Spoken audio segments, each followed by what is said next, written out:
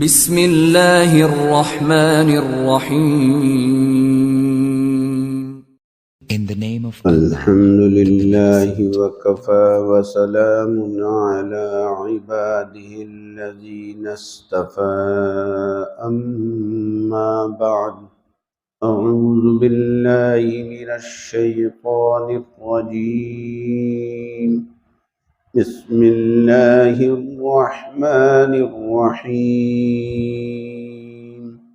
قل إن كنتم تحبون الله فاتبعوني يحببكم الله ويغفر لكم ذنوبكم والله غفور رحيم۔ اس وقت میں نے آپ کے سامنے قرآن کریم کی ایک آیت کریمہ تلاوت کی ہے۔ اس میں اللہ تبارک و تعالی نے اپنے پیارے نبی حضرت محمد الرسول اللہ صلی اللہ علیہ وسلم کے ذریعے سے امت کو ایک پیغام دیا ہے۔ فرمایا آپ کہہ دیجئے اگر تم یہ چاہتے ہو کہ اللہ تعالیٰ تم سے محبت کریں، تم اللہ تعالیٰ کے محبوب اور پسندیدہ بندے بن جاؤ تو میری اتباع کرو، میرے طریقے کے اوپر چلو، میری سنتوں کو اپناؤ، تو اللہ تعالیٰ تم کو اپنا محبوب اور پسندیدہ بندہ بنا لے گا، اور اللہ تعالیٰ تمہارے گناہوں کو معاف فرما دیں گے۔ اللہ تعالیٰ گناہوں کو معاف فرمانے والے اور رحم کرنے والے ہیں۔ اللہ رب العزت اپنے بندوں پر بہت مہربان اور شفیق ہیں۔ بندوں کے لیے جو چیزیں بہتر تھی ان کو اختیار کرنے کا حکم دیا، اور بندوں کے لیے جو چیز نقصان دینے والی تھی، جن چیزوں کے اندر بندوں کا نقصان اور خسارہ تھا، اللہ رب العزت نے ان چیزوں سے اپنے بندوں کو منع کیا۔ اور اللہ تعالیٰ کو معلوم تھا کہ میرے بندے کس چیز کو آگے چل کر چاہیں گے اور ان کی کیا تمنا اور کیا خواہش ہو سکتی ہے۔ اس کے اعتبار سے ہی اللہ تعالیٰ نے اس آیت کریمہ میں بندوں کے لیے اس چیز کے حاصل کرنے کا طریقہ بیان فرما دیا۔ اللہ تعالیٰ کو معلوم تھا کہ میرے بندے چاہیں گے کہ ہم اللہ تعالیٰ کے محبوب اور پسندیدہ بندے بن جائیں، اللہ تعالیٰ ہمیں اپنا محبوب اور پسندیدہ بنا لیں، تو اللہ رب العزت نے محمد رسول اللہ صلی اللہ علیہ وسلم کے ذریعے سے اللہ کے محبوب بننے کا طریقہ بتلا دیا کہ دیکھو اگر تم یہ چاہتے ہو اللہ تعالیٰ کے محبوب اور پسندیدہ بندے بن جاؤ تو محمد رسول اللہ صلی اللہ علیہ وسلم کی سنتوں کے اوپر عمل کرو، رسول اللہ صلی اللہ علیہ وسلم کے طریقے کے مطابق زندگی گزارو۔ چنانچہ چاہے کوئی مرد ہو یا عورت، جو بھی یہ چاہتا ہے کہ وہ اللہ اور رسول کا محبوب بن جائے، اللہ اور رسول اس سے محبت کرنے لگے، تو اس کو چاہیے کہ رسول اللہ صلی اللہ علیہ وسلم کے طریقے کو، آپ صلی اللہ علیہ وسلم کی سنتوں کو اپنائے، اور حضور کی ایک ایک سنت کو معلوم کر کے اس کے مطابق زندگی گزارنے کی کوشش کرے۔ میرے شیخ محی السنہ حضرت مولانا شاہ ابرار الحق صاحب نور اللہ مرقدہ فرمایا کرتے تھے 3 اہم اور آسان سنتیں کہ جن کے اوپر عمل کرنے سے دوسری سنتوں کے اوپر عمل کرنا آسان ہو جائے گا اور سنتوں کا شوق اور ذوق بڑھے گا۔ یہ 3 سنتیں اگر ہم نے اختیار کر لی تو باقی اور سنتوں کے اوپر بھی انشاءاللہ ہمارے لیے عمل کرنا آسان ہو جائے گا۔ اب یہ کہاں لکھا ہے مسئلہ کہ ان 3 سنتوں کے اوپر عمل کیا جائے تو دوسری سنتوں کے اوپر عمل کرنا آسان ہو جائے گا؟ حضرت رحمۃ اللہ علیہ آگے فرماتے تھے کہ تجربے کی بات ہے، یعنی یہ کسی کتاب کے اندر نہیں لکھا ہوا، بلکہ حضرت فرما رہے ہیں کہ یہ تجربے کی بات ہے کہ جب ہم ان 3 سنتوں کے اوپر عمل کریں گے تو انشاءاللہ اور سنتوں کے اوپر عمل کرنا آسان ہو جائے گا۔ پہلی سنت، سلام میں سبقت اور کثرت کرنا۔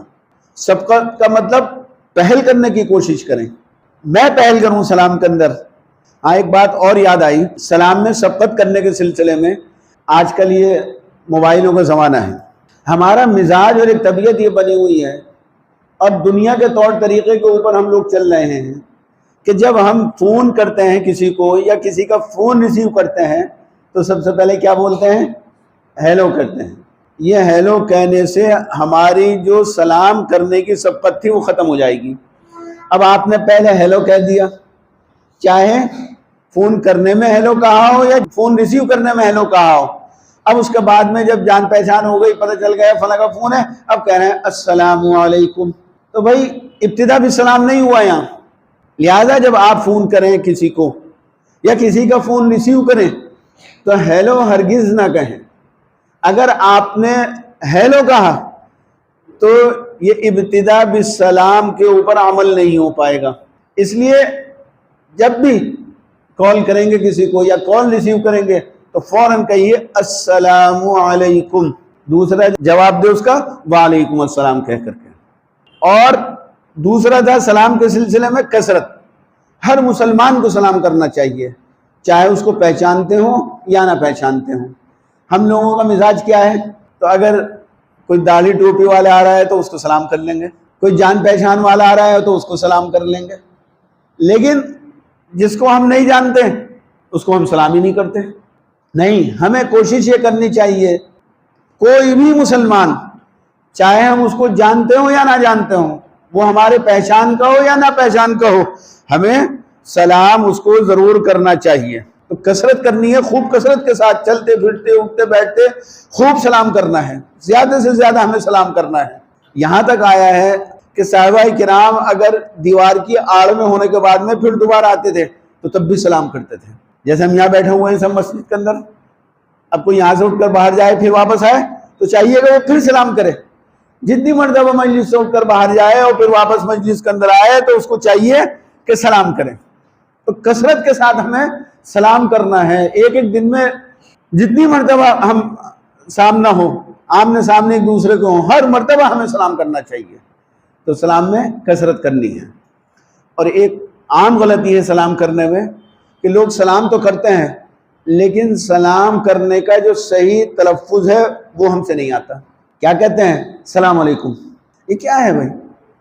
بتائیے، سلام کا طریقہ بھی ہم نے نہیں سیکھا، اس کے تلفظ کو ہم نے نہیں جانا۔ السلام علیکم کیا ہوتا ہے؟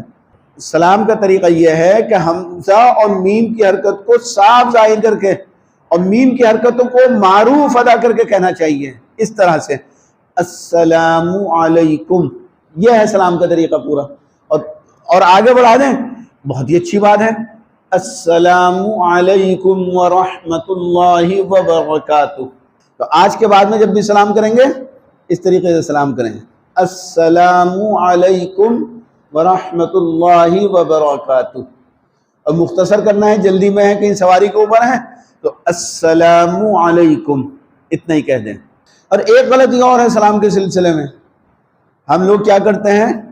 سلام دوسروں کو کرتے ہیں، امام صاحب کو کریں گے، حافظ صاحب کو کریں گے، مولانا صاحب کو کریں گے، مفتی صاحب کو کریں گے، محلے میں جو بزرگ ہیں بڑے ہیں ان کو سلام کریں گے۔ اور سلام کیا ہے بھائی؟ دعا ہے کہ اللہ تعالیٰ آپ کو سلامت رکھے۔ تو ہم لوگوں کا کیا طریقہ؟ ہم لوگ غیروں کو تو دعا دیتے ہیں کہ اللہ تعالیٰ تمہیں سلامت رکھے، لیکن کبھی اپنے گھر والوں کو سلام کرنے کی توفیق نہیں ہوتی۔ کیا ہمارے گھر والے ضرورت مند نہیں ہیں کہ ہم ان کو سلامتی کی دعا دیں؟ جتنے لوگ یہاں پر بیٹھے ہوئے ہیں ذرا سب سوچئے گا اپنے اپنے بارے میں کہ اپنے گھر میں داخل ہوتے وقت سلام کرتے ہی نہیں کرتے، اور ایسے ہی اپنے گھر سے جب نکلتے ہو تو سلام کرتے ہو یا نہیں کرتے ہو؟ اب یہاں آئے ہو سارے کے سارے گھر سے نکل کر کے تو آئے، سوچ لیجئے گا کہ ہم نے گھر سے نکلتا ہوا سلام کیا تھا نہیں کیا تھا، سوچئے گا آپ لوگ خود۔ الحمدللہ ہمارے یہاں معمول ہے کہ گھر میں جتنی مرتبہ داخل ہوتے ہیں اتنی مرتبہ سلام کرتے ہیں، اور جتنی مرتبہ نکلتے ہیں سلام کر کے نکلتے ہیں۔ ایک عادت پڑی ہوئی ہے، الحمدللہ اپنے شیخ سے جب سے سنا، یہ عادت پڑی ہوئی ہے کہ گھر میں جتنی مرتبہ داخل ہوں گے سلام کریں گے اور جتنی مرتبہ گھر سے باہر نکلیں گے سلام کر کے نکلیں گے. اور میں ہی نہیں، ہر بچے کو یہ عادت ہے، بچہ گھر کے اندر جتنی مرتبہ داخل ہوتا ہے سلام کرتا ہے، اور جتنی مرتبہ نکلتا ہے سلام کر کے نکلتا ہے. یہ اپنے بزرگوں کی، اپنے بڑوں کی تعلیمات ہیں. تو بھائی یہ سلامتی کی دعا گھر والے زیادہ محتاج ہیں، ان کو دینی چاہیے، ان کو سلامتی کی دعا دیا کریں. اور ایک اور بڑھ کر کے اس سے اپنے ماں باپ کو سلام نہیں کرتے. آدمی کو چاہیے گھر میں داخل ہو، گھر میں والدہ بیٹھی ہوئی ہے، باپ بیٹھے ہوئے ہیں، ان کو سلام کریں. کیوں نہیں کر رہے ہیں سلام بھائی؟ ان کو دعا کیوں نہیں دیتے؟ اور بیوی بیٹھی ہوئی ہے، بیوی کو سلام کیوں نہیں کرتے؟ سلام بھی کرتے ہوئے شرم آتی ہے اس کو. کتنا بڑا افسوس کی بات ہے. بیوی کو بھی سلام کرنا چاہیے. ہردوئی کے اندر ہمارے ایک بڑے بزرگ تھے، حضرت قاری امیر حسن صاحب نور اللہ مرقدہ. تو حضرت اکثر عام طور سے اپنے بیانوں کے اندر یہ توجہ دلایا کرتے تھے کہ مرد گھر کے اندر عورتوں کو سلام کیوں نہیں کرتے. لہذا گھر میں داخل ہوتے وقت مردوں کو چاہیے کہ اپنی بیویوں کو سلام کیا کریں. اور ایک مرتبہ حضرت نے بڑی تنبیہ کے ساتھ میں ہدایت کی کہ آج جو بھی گھر میں جائے گا اب یہاں سے جا کر کے فوراً گھر میں اپنی بیویوں کو سلام کرنا. ایک صاحب حضرت کے مرید تھے، تعلق والے، اور گھر والے بھی ان سے تعلق رکھتے تھے، اہلیہ بھی تعلق رکھتی تھی. اب وہ جب مرید صاحب گھر گئے تو انہوں نے جا کر کے بیوی کو سلام کیا. بوڑھے تھے تو جا کر کے کہہ رہے ہیں السلام علیکم. تو بیگم صاحبہ بھی کہہ رہی ہیں کہ کیا بات، آج بڑے میں کا دماغ تو نہیں سٹیا گیا بڑھاپے میں، آج یہ سلام کرنے کی توفیق ہو رہی، خیریت تو ہے. پھر تحقیق کی انہوں نے، کیا بات ہے؟ تو پتہ چلا کہ آج حضرت نے نصیحت کی تھی، مسجد میں نصیحت کی تھی کہ گھر میں جا کر کے سارے مرد اپنی بیویوں کو سلام کرنا، تو اس لیے اس کے اوپر عمل کیا ہے. تو بیوی کی آنکھوں سے آنسو نکل آئے اور اس نے حضرت کو اطلاع کی. حضرت آج شادی کو تو ہو گئے ہوں گے تقریباً 40-50 سال، عمر ہوگی 70-80 سال کی، کہ 40-50 سال ہو گئے ہیں شادی کو، لیکن آج زندگی میں انہوں نے پہلی مرتبہ سلام کیا ہے. کبھی زندگی میں انہوں نے سلام کرنے کی توفیق نہیں ہوئی. تو میرا عزیز و دوستو، آپ سے بھی میں کہہ رہا ہوں، آج کے بعد معمول بنائیے گا گھر میں داخل ہونے کے وقت میں سلام کرنے کا. اب آپ جب یہاں سے جائیں تو گھر میں چاہے والد بیٹھے ہوئے ہوں، والدہ بیٹھی ہوئی ہوں، یا بیوی ہو، بیٹی ہو، بہن ہو، کوئی بھی ہو، جو بھی گھر کے اندر ہو، فوراً بلند آواز سے کیجئے السلام علیکم، تاکہ ان کو بھی دعاؤں کے اندر ہم اپنی شامل کر لیں. کریں گے بھائی؟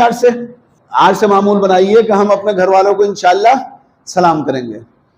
تو پہلی سنت یہ ہے کہ سلام میں سبقت، اور دوسرے کثرت، یعنی ہر مسلمان کو سلام کرنا. دوسری کیا؟ ہر بڑھیا کام اور بڑھیا جگہ میں دائیں جانب کو آگے رکھنا. کوئی بھی بڑھیا کام کریں آپ تو دائیں طرف سے پہلے کریں، اور کوئی بھی گھٹیا کام کریں آپ تو بائیں جانب سے پہلے کریں. مثال کے طور پر اب یہ آپ لوگوں نے سب نے جمعے کے لیے کپڑے بدلے، تو کرتا بھی پہنا، پاجامہ بھی پہنا. کپڑا پہننا اچھا کام ہے، برا کام ہے؟ بڑھیا کام ہے. تو کون سی آستین میں پہنا تھا آپ نے پہلے کرتا؟ دائیں کندھے. کرتا جب پہنے، شرٹ جب پہنے، ہمیشہ دائیں آستین میں پہلے پہنے. پائجامہ پینٹ پہننا اچھا کام، برا؟ اچھا کام ہے، تو دائیں پیر میں ہمیشہ پہلے پہنے. جب بھی پینٹ پہننا ہے، پائجامہ پہننا ہے، دائیں پیر میں پہننا ہے. موزہ بڑھیا کام ہے، تو موزہ جب بھی پہنیں گے دائیں پیر میں پہلے پہنے. تو کرتا پہنے، شرٹ پہنے، پائجامہ پہنے، پینٹ پہنے، موزہ پہنے یا جوتا چپل پہنے، دائیں پیر میں پہلے پہننا ہے. اتارنا یہ بڑھیا کام ہے، گھٹیا کام ہے نا؟ کپڑے اتارنا تو گھٹیا کام ہے. تو جب اتاریں گے تو کرتا یا شرٹ بائیں ہاتھ سے پہلے اتاریں گے، پائجامہ پینٹ اتاریں گے تو بائیں پیر پہلے نکالیں گے، موزہ اتاریں گے تو بائیں پیر پہلے نکالیں گے. ایسے ہی گھر میں داخل ہونا، دکان میں داخل ہونا اور آفس میں داخل ہونا، یہ بڑھیا کام ہے، گھٹیا کام ہے؟ بڑھیا کام ہے. تو دائیں پیر کو پہلے داخل کیجئے. جب بھی اپنے گھر میں داخل ہوں، دکان کے اندر قدم رکھیں، آفس کے اندر قدم رکھیں، یہ بڑھیا جگہ ہے، تو دائیں پیر سے کو پہلے رکھیے. اور جب نکلے بائیں پیر سے پہلے نکالیے.